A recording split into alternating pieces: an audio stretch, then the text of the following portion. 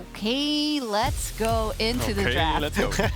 Yeah, no, just one small thing before the draft starts. I remember Swiffer's interview yesterday said they've really leveled up and they're very strong this week. And Youngbuck just said that they've only really lost to G2 in scrims ever since Mikyx joined. So it feels like both these teams are in their spring final forms, which is good in week 8 because a lot of teams could fall apart. Yeah, I agree. I mean, for me, I just want to see Mikyx on like a playmaking support. That's for sure. I don't want to see him on Yumi again. And we'll see. Okay, Leona ban is very good already. They checked Treatz was 5-1 on it. They watched the game. He tried to downplay it in the interview. He's like, oh, well, I got my Leona. It's not a big deal. It's like, yes, it is. He didn't want it to get banned out. You can embrace it sometimes and play like the mind game. Like, oh, yeah, give me Leona. I dare you guys, you know. Anyway, it's taken away. There's one of the key picks. I wonder if Hecarim is going to be one of the bans that they target at Gilius. Xin's already taken away. That's, of course, the question, because if you say, hey, we're going to put everything in that bot lane, the Gwen... I'm expecting one AD ban on 3. Okay. From Excel? Yeah. Because I think right now it's like Zeri, Aphelios, and Jinx, or like the 3, right? So if they don't ban one of them, they might... Excel might ban the other, like another one, and force them to make a choice, or give them an OP pick. I think you're right, because I think if this is a Zeri ban, which it is, they could ban Aphelios now or Jinx and pick the other, which forces SK to ban one as well, and then Excel can pivot and into like another bot. I don't know what. Okay, maybe so now they get Aphelios or Jinx, or it's a trade.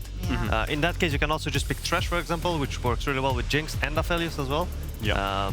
So let's see what happens. Looks like it might be. I think Patrik has a lot of Aphelios games where he's found success. I think there's like a different stature for AD carries. Yes, Patrik had those amazing solo kills on things like Jinx before, but there's definitely a preference when it comes to an AD carry. If I think of Comp, he's definitely like a Jinx favorite player. Jezu as well. I think Patrik's more so Aphelios leaning, but we'll see what they decide to pick. Jinx. Taking it away from Jezu makes sense. Maybe because Jezu was so comfortable on it, that's what you want to do. And the laughs are coming in. I mean, Joey Youngbuck said in the interview, we're going to play through bot and they can't do anything about it. First pick Jinx, now what are you going to do? I guess Jezu, I mean, the best thing is just to lean towards an Aphelios lane unless they want to go for Caitlyn and then counter pick support on 3. Caitlyn combo? The Renata Caitlyn combo could be a tech jungle pick here, mid pick, things like this would work as well, but nope, we're going to get Aphelios Jinx trade-off. I mean, TF and Ryze are both up still as well, so I want to see if they pick one of them, because I think they should pick either mid or jungle with support here.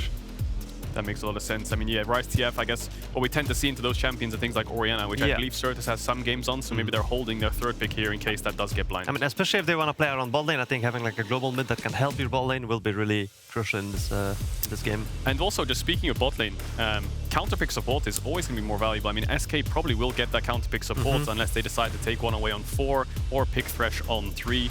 That's going to be Viego for Markoon picked up. I mean, he doesn't want to drop to 4-5 and let things like Body Bear get banned away with Sinzao, Hecarim already died. There's the Ryze. I think Sertuss probably just matches with Orianna here. What do you reckon? Orianna, maybe Syndra as well. Syndra works really well with Lee Sin. Or maybe just pick support, ban 2, pick mid on 4. Yeah, red side has a lot of options. Like pick Graves for Jenax, then ban 2 tops. Yeah, I mean, that's how red side naturally works. You can counter-pick what the enemy's done, or you can pick a different lane and ban out 2 that they could pick on 4-5, because you're confident enough that you've got enough champions to counter their champs, even if you get banned out. So a lot of words there to kind of follow along with, but they're going to go for the Orianna. I think it's just Sertuss' comfort. Now, I guess what Excel could do is ban away support picks that could counter what they want to do, or ban away blind pick tops, because now, once SK match this Orianna pick, they have to blind pick top or support now. There's no choice, and Excel can kind of play around that. Right now I'm leaning more towards Excel just because, for example, they said that they wanted to play around bot and they have the Ryze on the mid push, so I feel like for SK it will be tougher to play this game because they don't really have themselves the Ryze, they don't have the mid push themselves, they don't really have CC, so I like Excel draft way more than SK for now. You like the Yumi ban? That was what I was just thinking about. The Yumi ban spells to me that maybe Treatz wants Tam Kench on 4, and then they're going to counter pick top. Aphelios Tam is, of course, a pretty good lane, and Excel yesterday did pick Yumi into a Tam Kench lane, so maybe that's what they're thinking of blinding here. With Leona, Yumi already down with 3 bans left, you're looking at Nautilus, you're looking at Karma, Rakan as the picks, and maybe Tam Kench as well. Also to say, Thresh is still open as well. Yeah, you've said it a couple of times yesterday and they didn't. I don't know, they picked it fifth. Why do they hate it? Yeah, it's really interesting. Also, the Rakan ban, I believe, of course, pairs really well with Orianna, Lee Sin, Rakan. I think the Orianna Rakan was what we saw Rogue run against SK yesterday when they were on red side. So there's the Nautilus ban coming in. Supports getting banned away. Expecting Excel, maybe if they have a plan now, just take away one of the remaining supports and Mikyx will dig deep in his champion pool. Range supports become more and more powerful the more melee champs get it taken out. Yeah, I mean, Lulu is what I'm thinking of right now. Maybe Karma. This last ban will basically spell it all for SK, but we talked about engage supports. We want both of these supports on these engage champions, but so many are taking away that things like Alistar now become pretty strong. Irelia ban. What Is that a could be Gnar What's blind up for pick? top? Gnar, yeah. Some kind of range top Gnar cannon could be the blind pick for Excel. I mean, we've seen Maybe Finn. Graves, but I think Graves is decent into Aurelia, I'm not sure. Yeah, I don't think we've seen Jenax play Aurelia yet at all this split. Correct me if I'm wrong, but it doesn't Thresh, seem to... yeah. Thresh on 4 makes a lot of sense. We'll see what Excel I actually think have into it. this might be Mikyx Blitz game, no? Ooh. I think it looks pretty... Oh, blind! okay. Okay. Treatz showing some confidence here, just gonna blind the Renata. I love it. I'm a For bit- this elimination game, this is fire. Yeah, I mean, this is the interesting thing. I mean, maybe Excel haven't played against it too much, but Mickey's gonna get Thresh for it, so we'll see how the trade-off comes. Yeah. Man. I feel like the thing is that I feel like if you're gonna like kind of cheese in a way where you blind pick something that's new, I feel like Mickey probably knows already like all the counters and how Renata works, how to counter it and all that. So I'm not too fan of it, but Also the other side of the coin is like, maybe Mickey doesn't really know what to pick into Renata. I mean, he's been out for a week or so, and there's so many support bans in Mount. Maybe now he's digging into something that he's never really played into Renata. I mean, a lot of the times you think of some engaged champ or maybe like a Karma to push it in. But now I guess Thresh is just his most comfortable. It would make the most sense. Thresh Jinx too, it's really, really strong. Oh, And this leaves counter This for... looks probably Jenax. Graves, I'm assuming, right? For Jenax? Yeah, It's like would make sense. Graves, Kennen, I guess, would be the two picks that come to mind into Gnar, unless you want to be Chovy and pick Yasuo top into it and make top lane Camille. absolute Armageddon. I'm thinking, why would they leave it to the counter pick if they weren't going to do anything special? But on the other hand, it just worked into their plans. Yeah. So it's just going to be a great. I mean, the good thing is the 3 picks that we were talking about are there, right? Leona, Hecarim, Bant, and last pick Graves for Jenax. That's a comfort. The biggest wild card in the entire draft is Renata, because when I look at Excel's comp, I see 4 range champions. I don't see many melee divers. I see a Viego that's going to get a reset and 4 range champs unless Mega Gnar's jumping in. So we'll see how the Renata plays out in fights. Exactly. And when I look at Excel, I do think, hey, you've got your own game plan, what you like to play. You have the agency to go to that bot lane to get them ahead to make it happen. When I look at SK Gaming, Nisky, correct me if I'm wrong, I'm thinking a lot of things have to go right here for this to succeed. yeah, I mean, I think SK has to scale for sure. I mean, I really don't like the Orianna here when you're going for Renata bot. I feel like Ryze can just push roam bot, make Patrik and Mickey go ahead, and I think they can carry the game. The interesting thing is, yesterday we had a similar conversation where Rogue was playing stock standard meta. Excel have the exact same thing, stock standard comfort meta, and SK are the ones with different Mixing picks it up. or a different playstyle that we've seen from them the entire split long. So maybe it's something they've scrimmed with, maybe they have confidence with it. To me, it screams confidence after that first game back on stage. Treatz knows he has to be the playmaker, the difference maker for this SK Gaming lineup, and they're with their backs against the wall once again. It's all up in the air. Renata's only got 1 competitive win, worldwide. 50% win rate. 50% win rate. So we'll definitely see if Treatz can make it to Excel versus SK Gaming. Excel really want to lock down these playoffs, and SK, they are hanging on by a thread, but it's a beautiful one with this draft. It definitely is. I mean, what a way to go out on stage as well to decide the entire game. Let's go. Excel versus SK Gaming.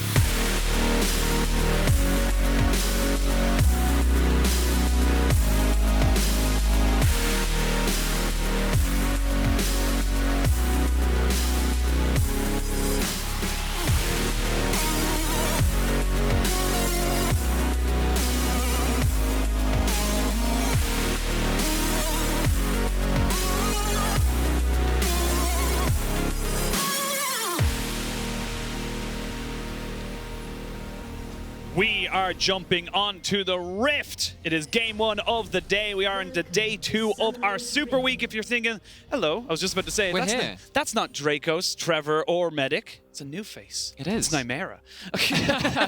And these He lives in the LEC studio. I found him. That's me, yeah. You found my hiding spot. But of course, you know, this is our very first cast together. And we thought, you know, we'll give him some easy ones.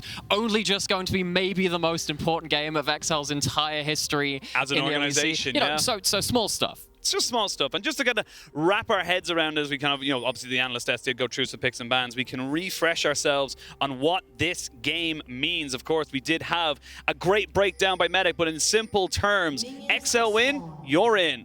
SK, you still have a chance. That's the difference here. You need to come out with a win. It's not guaranteed that you're going to get it, but at least it keeps your hopes alive. Now, SK has to win. There is no other option available to them, so that's what's on the table for them. Where you're going to hear a lot today about how the stakes will matter to both these teams. We have, of course, our traditional Jinx and Aphelios trade-off. We heard that XL wanted to play through their bot side. Having the Jinx, which pre-6 technically does push in against the Aphelios, helps them to do that. They have the Ryze, which pushes in mid. Actually, this is something that SK did yesterday with exactly these champions. So I'm really interested to see how our Markoon can use the Viego, which does have early kill threat onto various lanes, with the ability to have pushing lanes help them find angles in the early game.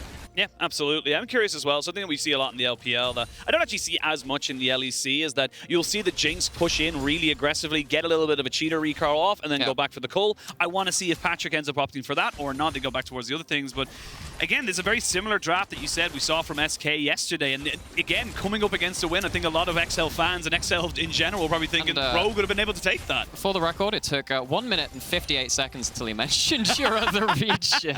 My home.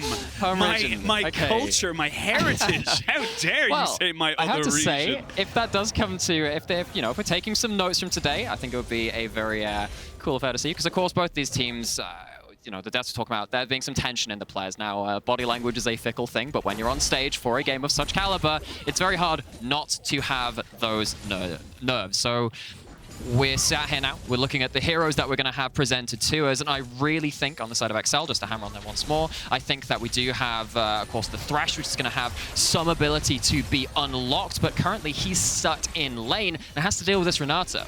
The big thing as well, we saw Renata yesterday, of course, it was picked by Fnatic. Hylissang was able to maneuver it fantastically.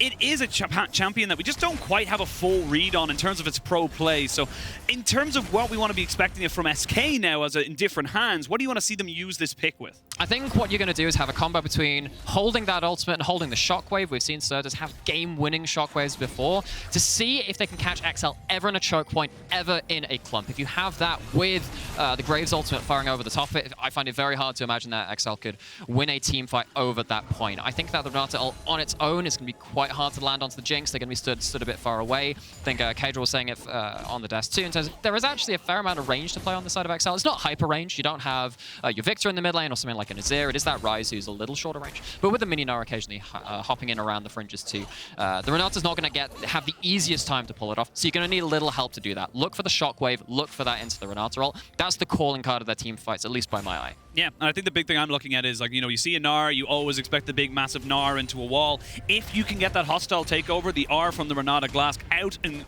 perfect timing, that can screw up your entire engage on the side of XL. However, you mess it up, it just kind of gives a bit of a steroid to the Gnar, so you're not really it's not really going to be in a great situation for that. So there's a couple of different ways you can see that one look for. And again, for SK, this is, I hate saying it because it's said in every single region, but it is do or die. You have to step up now, and on the stage, no less, you have to make this work for your team. 100%, because, they are on stage as well. You get the big game players starting to, again, get that adrenaline pumping through the system. And we get to see who's going to be stood up and counted for. Of course, we've talked so much about XL. Surely they can't be cursed. Well, they absolutely can be. We're just yet to see whether... it will come that was to the most British way I've ever heard. Oh, absolutely. Never moving on. What do you mean you can't be cursed? God, such a fool. A fool. We've seen it happen before. Stranger things have happened. Not so strange to see on the screen, though, is Gilius on his Lee Sin. It's taken him a while to return back to this pick, but he had an awesome game yesterday, and he is the machine. He's come back from the future to save he's back to save SK from the future. Machine or Terminator, you decide. But I think this Lee Sin, again, you look at the lower range picks, the likes of the Ryze and potentially someone like that Viego caught out on the side. I think that this Lee Sin can be equally pivotal to this game. It really can. Markoon, though, sensing something is up, that the god Gilius is starting up an objective, and Shelby just a little bit too late to do anything about it. Sertuss thinking about going the short way, but needs a little bit of an escort before he feels super confident, and this is just good rotations coming out from SK. Again, similar to what we saw yesterday, just using their map prio very, very smartly. And if we're going to use that game from yesterday as well, which is obviously very, very relevant, we have to talk about how SK were actually arriving to the play first yesterday, and that was a big thing for them. Now into this Ryze and the Jinx, who normally think, oh wait, on the other side, surely that should be priority over to mid and bot. Things got a little bit, well, I mean, rather, XL haven't really landed all the punches you potentially can do at that point. The Viego hasn't got anything done early at this point. This is the first time that Mikyx actually even left lane. It's the level 4 mark. Soon enough, we're going to start having the level 6s hit on the Renata, onto the Aphelios, and then maybe you're not able to move out of that lane so easily. So I think actually, in terms of the calling card for the early game, or what's happened, and what we expect of the Aphelios and the Jinx matchup, I think SK are doing better than I would have expected so far. I think that's the big thing as well. Like, SK have leveled up as the season's gone on. SK have gotten better and better, and have really made it so it's no longer a kind of, okay, XL, you're quote-unquote cursed, and everyone's kind of going, oh god, are they cursed? And are SK about to run another miracle run? I say another one because, yes, Schalke, Null Fear owned that particular status, but Gilius was a part of that squad. Gilius was a part of that team that was able to make it happen. And again, if you win today, it's just an opportunity, but it still keeps you alive. And sometimes it's just the thought in the back of your head, which can make all the difference. So we're just putting it there for you, the audience as well, just having it back there. And oh, this is so clever from Nukeduck.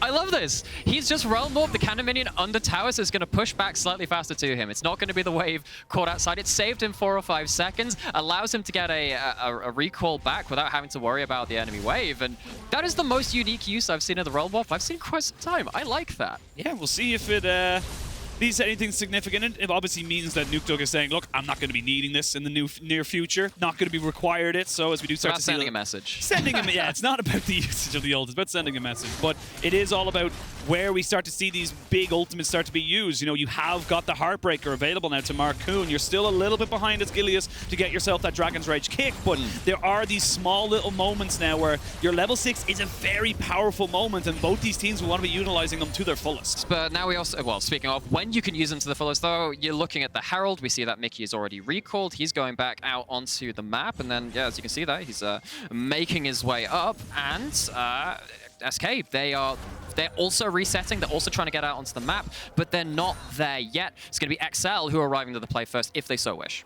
It's probably about even. Yes, the jungler is there to start it off. Nukeduck will get the push into the mid lane. Shelly has been started up, but SK not to be outdone just yet. Important to note, both the supports of SK and XL are both sitting on level 5, so they do not have access to their ultimates at the moment. We're now going to see a full 3v4. They're going to push it straight in. There's the shockwave, though, onto 2, as they're going to see SK trying to turn this one around. Both Mikyx and Gilius have to back themselves away. There's Super Mega Rockets! Fishes himself a nice little catch, and now they've got the Gnar right on the backside as well. Finn finds himself another. That's going to be 2 swift kills to XL. What a perfect start to this game for XL. We called it out. We say, hey, haven't they managed to get Prio on bot? Hey, haven't they managed to move first up towards the Herald? They've managed to land the blow around this Herald fight. It is the first time for them to really find a grouped up engagement, and they land that punch. Big start to this game now, and again, like you said, XL were on the objective first. They were the ones with the setup, and just really catching SK off guard with just how much they could get done in such a short, span of time. And this is really well positioned by the whole side of XL. You see that Patrik outranges the shockwave. Where's your target access at that point? You don't have the Lee Sin on the back, and Gilius has to walk in, has to look for something, and, well, Gilius gets popped off by the rocket at the very end of it. I love the way that XL set up their battle lines at the start of this fight. Got them some very good rewards. And the disappointed face there knows that was something they didn't really need to give up, but not only was it 2 kills on the Rift, hell, it's that top turret gone, and that's all that lovely gold going over to Patrik. Yes, it's being shared, but you're going to maybe be able to get a tier 2 off this as well. So this is a massive swing of gold out of nowhere. We're looking at a nearly 3,000 gold lead, and we're not even at 10 minutes. And this is one of the things which you've seen in the second half of the split from XL, how they've evolved as a team. We talked about it on the side of SK, how they've leveled up. But what XL have done is they've been great at using big plays and resetting after that point to get great lane allocation to take down the structures, which give them good gold leads. That happens right there. Now you have an elongated lane in the side lane, which Jenax is going to have to be playing caretaker for most of this game. And as much as SK have typically done well when Jenax has been on the Hullbreaker Graves, getting that stable push, always reliably getting the minion wave onto the other side of the map, it's really rough now having to deal with one of these lanes. We have no structures helping you in that regard. But that's the big thing as well. And you talk about some of the big tools available to him. That Realm Warp can just make it an odd number skirmish so quickly. And for XL, this is the perfect start to this team. This is the perfect start to trying to just solidify yourself into that playoffs. Because like we said, yes, you have 3 opportunities. You squandered one yesterday. Look, it was against G2. It happens. You're now up against a literal direct rival. You can't let this slip. And right now they are playing it perfectly. Yeah, in the tennis analogy, it's 3 playoffs points for them. But they may have made 1 or 2 unforced errors in that last game. Of course, G2 maybe forced the hand a little bit. Maybe that's your read on it. But XL, this game, they come out swinging. They have themselves an early game advantage, something which, of course, SK have had to be on the other end of for so much of this split. Now they have to show they can start clawing back into this game, because it feels like XL, when they've managed to get to the objective first, when they have managed to push in, like we said, those side lanes, they now have the ability to arrive at that objective first because they've set up the map and they have the power, the solo laners who are powerfully pushing in. I think that's really going to hinder SK in looking for that miracle shockwave and the hostile takeover. Yeah, I think I can remember those ability names too sometimes. Sometimes. But that's the big, that's the big thing. The gold lead now and the champions you've drafted yourself for XL, they lend itself to basically not giving SK an opportunity, not giving SK the amazing wombo with the shockwave and the hostile takeover. They don't really allow you those kind of setups because you can just go, right, we can give up bot tier 1, not a big deal, while we set up for a the second Rift Herald. There's loads of different ways you can play this. As Mikyx, he's still hunting, he's still fishing. He's fishing, but only coming up with boots this time. No alive on the end of that one. Gilius makes his way down towards that bot side, just trying to shepherd in that wave so Jezu and Treatz can find themselves a reset. But now we are looking for SK. Okay, so how do you wrangle some control away from these things? You can see that Sertuss is trying to find some control of the vision, but you can already see how difficult it is for SK to really start committing in force anywhere really on the map, particularly when you do have Nukeduck who's switched over to that Ghost. He's running the spell book. It's not the phase rush. We've seen this a couple of times over today, well, this game and then also yesterday. And then having the Realm Warp alongside that means that XL have more tools to get to the fight first. If SK don't find a way to send multiple players to the same area of the map and get solid control of it, XL have freedom to do pretty much anything they want on the map. That's exactly what they're doing. You can see Finn, knowing that he's safe, he's pushing into the enemy jungle, trying to take away a couple of those camps. They're just constantly the extra collateral. Yeah, the extra collateral, the kind of getting on top of himself and having that extra little bit of damage. Even though he is technically behind in terms of the item completion, he's just safety that he has himself, knowing that he's just going to be safe. Markoon really working with XL to try and make this one. It's going to be a 4-man dive.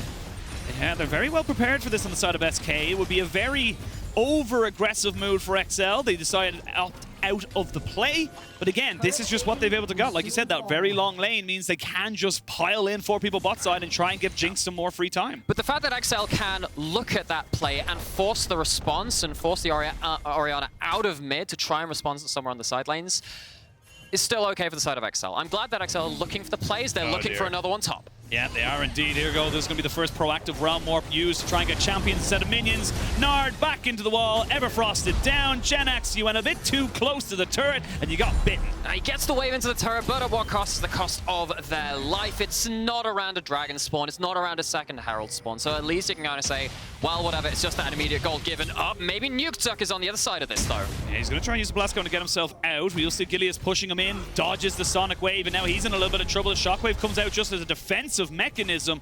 Sertuss getting his jungler out of dodge, but they've lost the flash of their jungler now on the side of SK. And for all that SK found so much success yesterday through playing through mid-jungle and doing that early enough into the game to start snowballing to leads, they're not finding anything easily now. They've fallen behind very early, and you look at that Lee Sin, you look at the Ori, they want to be setting up fairly early on to someone who's lower range and a mobile like the Ryze. Mission has failed on that front.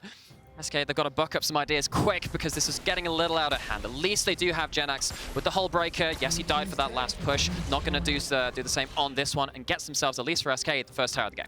Still 3,000 gold down. Dragon apiece. 3 kills to nothing in favor of XL. It's going to be second Herald, though, going over to XL. And like you said, they don't have to go topside, so this is going to be used to break up on mid. They could use it maybe to break up the last few turrets on bot lane. They could have a lot of opportunities here. And again, with the kind of desync here, they have it just before the next dragon spawns. This could be used to get themselves another global objective. And I think that, obviously, with the Herald now being taken and all this stuff, I think that ends up becoming very, very important if you can go towards a mid lane out of turret. When you do look at the Realm Warp, when you look at the ability to starve out vision and look for hooks as well, if you lose that mid lane out of turret for the side of SK, things are going to get very, very bad very quickly, and they're already not going great.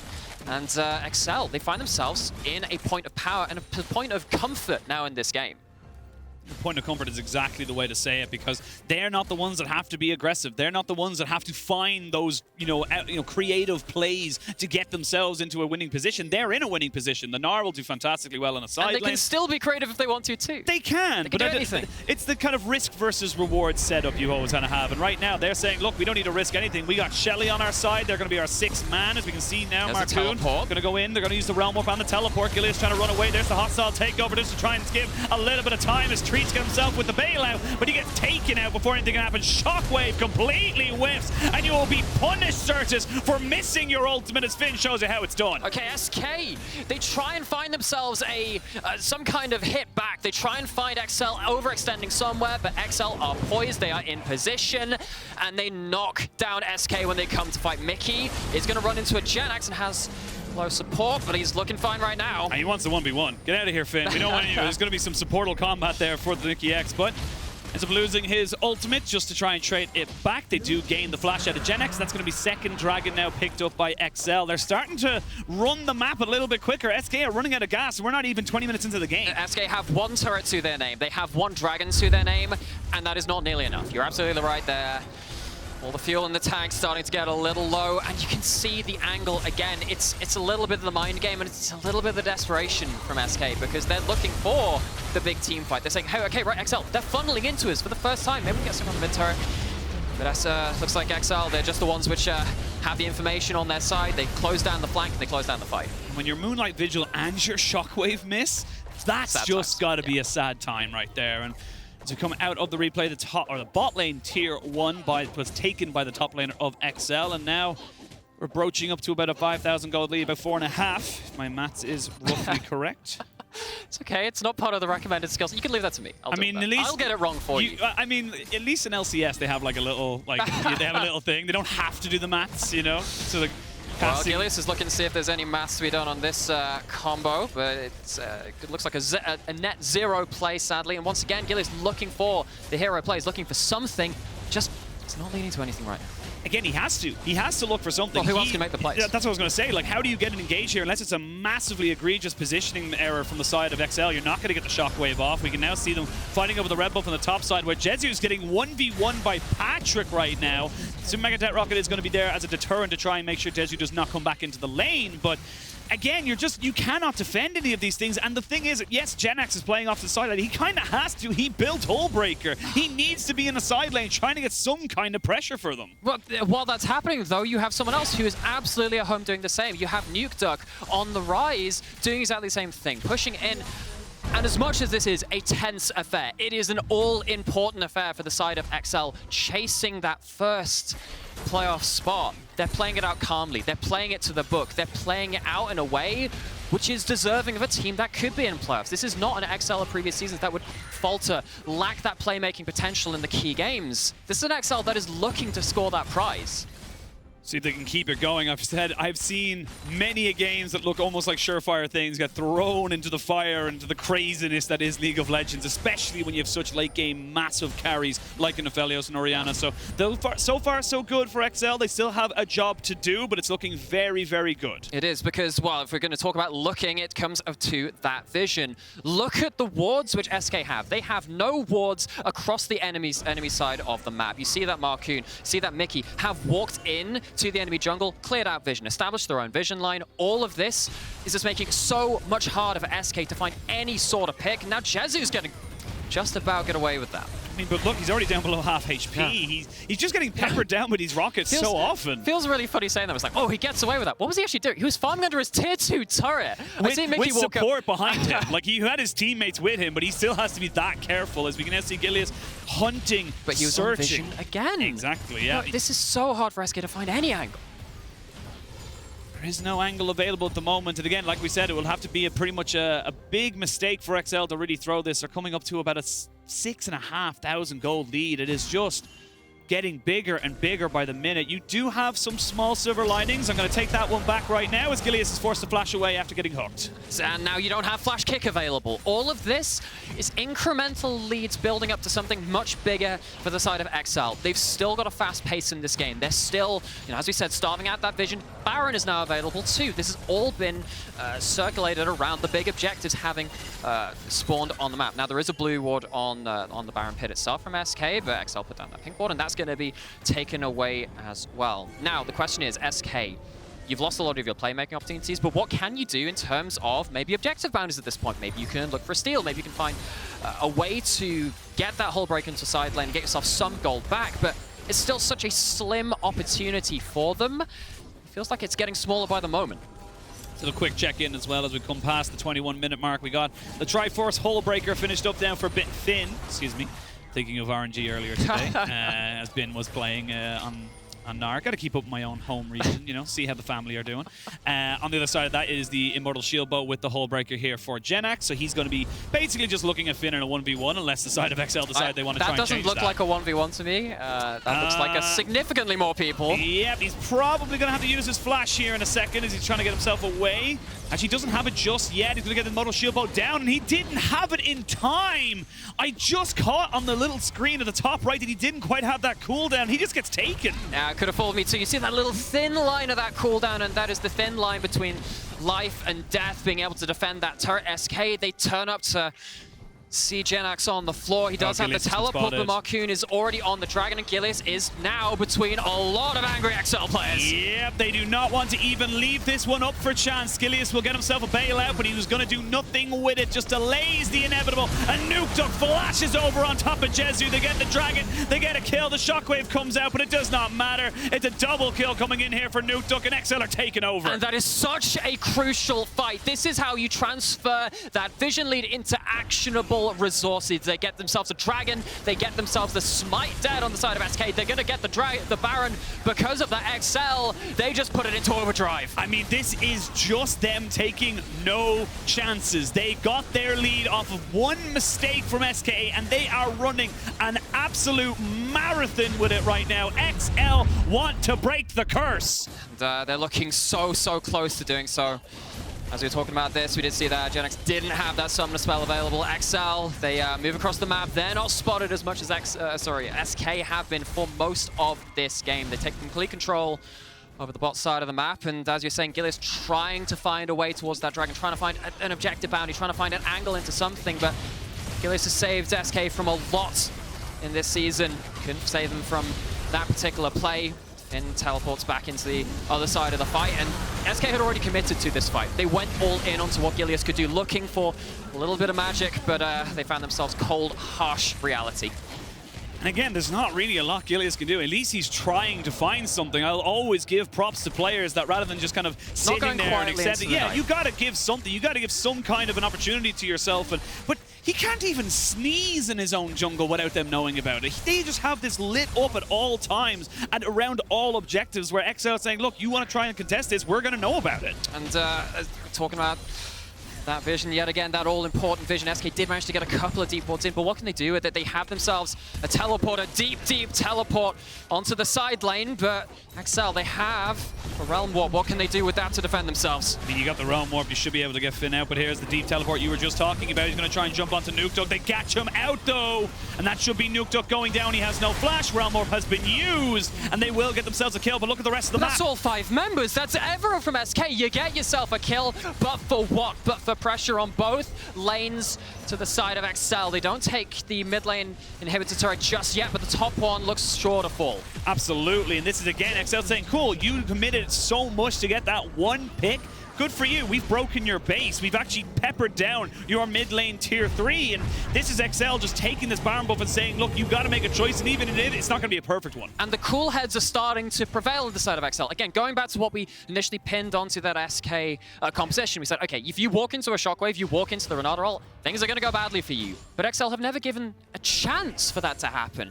Every fight has been on their terms. They choose when the fights happen because they know where the enemy members have been. This has been clinical, this has been calm, it's been collected, and Excel, it seems inevitable. It seems like they might have finally done it.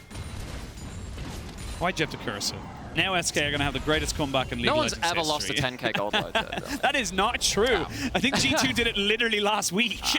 I don't believe it. That is not exactly true, but I tend to agree with it. This is textbook from Excel. This is them winning because they're just playing the game to the way it should be played in terms of their win conditions, in terms of how they need to play around these objectives. And the kind of patience you're getting from this team just shows they have matured over the 7 splits they've played. They have matured and built in new, kind of new setups between the teammates to make sure that when they do find themselves in these opportunities, that they don't squander them again. And at the start of this split, Excel were telegraphed. They would go for the same early game plays over and over. They would find themselves working off of a very low amount of creativity as Gilius gets out from that one.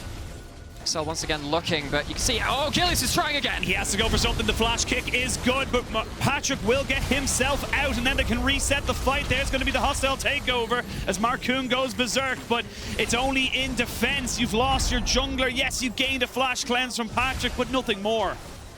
Nothing more, and Excel, they maybe open up a slight opportunity for a fight to happen there, but Nukeduck is just on the side lane. He's there with the teleport, with the Realm Orb, the ability to be on call should anything go from bad to worse, and Treatz is sat there on the flank, but SK, they look completely out of options. Books sadly running out of print for this team. Seems like they don't have the tools needed to find themselves a miracle fight.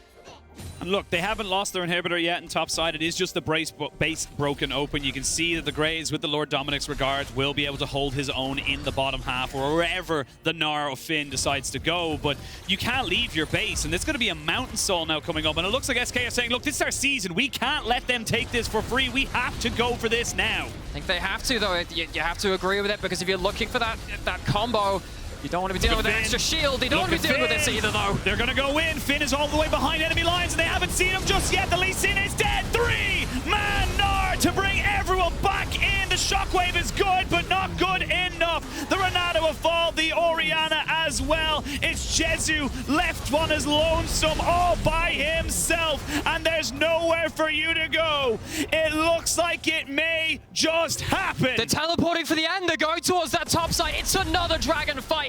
It's another SK capitulation in the 5v5s. They're pushing in that top side. Fly the Excel colors high at the 7th time of asking. Dare we say it? Dare we say they've made it? I mean, we're going to wait until the final Nexus turret is taken down, till the Nexus explodes. As we look now as Markoon trying to take down Jenax. Jenax doing his very best to keep SK's season alive.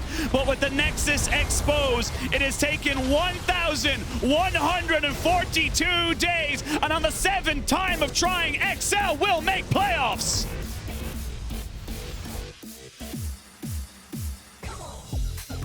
In the presence of history, shall we say. And what a way to do it. What a commanding way to win that game, to put yourself into the postseason of the Spring Split. It would have been maybe more Hollywood to have some bigger fights, have the 5v5s go back and forth, but I'm sure the XL fans out there and the team will be very happy with their performance today. They really did not put it to question. This was an answer, and it was firm, and it's an XL win. And that's all you needed for the weekend. One win. You can have fun tomorrow. Take a break. Have a holiday, lads. Good job. You did your best. And this is a massive moment then for the organization. Of course, we have to say congratulations to one team. We of course have to say commiserations to another. SK just loss means they are out. They cannot qualify anymore for the playoffs. And there's only one spot left now as we go forward. But, you know, SK2 have put it into question in the first place. After a 2-7 first half of the split, after having... Second last day of the regular split, they brought it up to question. Bringing it down to the last 2 days, their last 2 games. You've got to admire that determination as well. For what a lot of people wrote off as a team that, you know, couldn't contend in the first half of the split. And some people will now say, oh, this is the point where they lost the split. Actually, no. The paving stones on this fork in the road will lay down the whole split. And they did bring it down to this point. So honestly, congratulations to Excel for that win. Commiserations. But SK, you made us proud too. Yep, they did. We're going to go back though and try and see what Twitter has to say about the key player of the game at LEC on Twitter. Markoon, Nukeduck, and Patrik are your options. It could be anyone. Honestly, I'm not even going to try and sway the vote on this one. Pick who your heart desires. It's an ensemble. Pick who your heart desires. It's an ensemble effort. Yeah, it was an ensemble. Well, in their 7th LEC split, XL have finally secured their first ever playoffs. After the break, Lore will be joined by Patrik to talk about this historic moment.